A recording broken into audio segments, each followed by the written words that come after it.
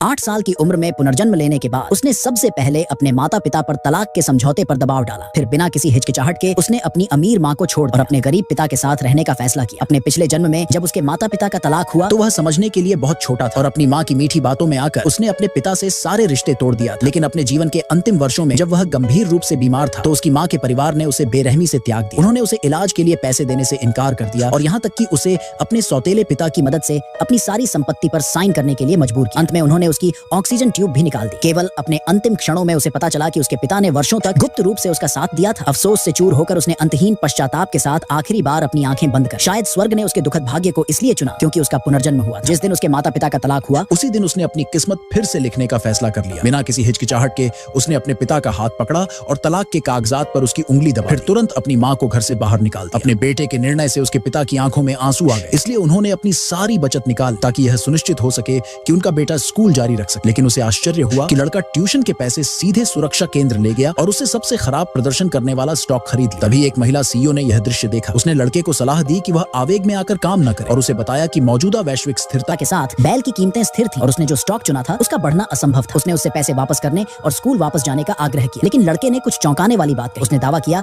कि वैश्विक स्थिति नाटकीय रूप से बदलने वाली है, सोने की कीमतें आसमान छूने वाली है और उसने जो शेयर खरीदे हैं वे जल्द ही अपनी सीमा को छू लें। यह सुनकर सीईओ हंसने से खुद को नहीं रोक पाया। उसे लगा कि यह सिर्फ बचकानी बकवास है, लेकिन उसकी दयालुता और सुंदरता से प्रभावित होकर लड़के ने उसे अपने पिता से मिलवाने का फैसला किया। इसलिए उसने जानबूझकर उसके साथ एक शर्त लगाई। उसका सहायक क्रोधित हो गया और लड़के को डांटने वाला था। जब उसने देखा कि सीईओ ने पहले ही उससे हाथ मिला लिया है तब वह आत्मविश्वास से शर्त पर सहमत हो गया और कहा कि अगर लड़का हार गया तो उसे स्कूल वापस लौटने का वादा करना हो। जब वे दांव लगा रहे थे तो पिता हांफते हुए ट्रेडिंग सेंटर में पहुंचे और यह देखकर दंग रह गए कि उनके बेटे ने ट्यूशन की रकम शेयरों में निवेश कर दी थी। लेकिन लड़का आत्मविश्वास से भरा हुआ था और दावा कर रहा था कि वे सिर्फ 10 मिनट में विजेता बन जाएंगे। उसी समय उनकी मां दूसरी पीढ़ी के एक अमीर वारिस के साथ वहां से गुजरी। उन्होंने सार्वजनिक रूप से पिता और बेटे का मजाक उड़ाया और अमीर लड़के ने अहंकार से घोषणा की कि उनके जैसे लोगों को हमेशा के लिए हारना ही है। अपमान का सामना करते हुए आमतौर पर चुप रहने वाले पिता ने अमीर लड़के का हाथ पकड़ा और उसे शर्त लगाने की चुनौती दी। अमीर लड़का तुरंत सहमत हुआ और बोला कि अगर 3 मिनट में शेयर की कीमत नहीं बढ़ी तो पिता और पुत्र गुलामों की तरह उसकी सेवा करेंगे। माहौल तुरंत तनावपूर्ण हो गया। समय बीतता गया लेकिन स्टॉक गिरता रहा। लड़के की मां ने तुरंत उन्हें हार स्वीकार करने के लिए कहा, लेकिन लड़का शांत रहा। फिर अंतिम 10 सेकंड में स्टॉक अचानक बढ़ने लगा।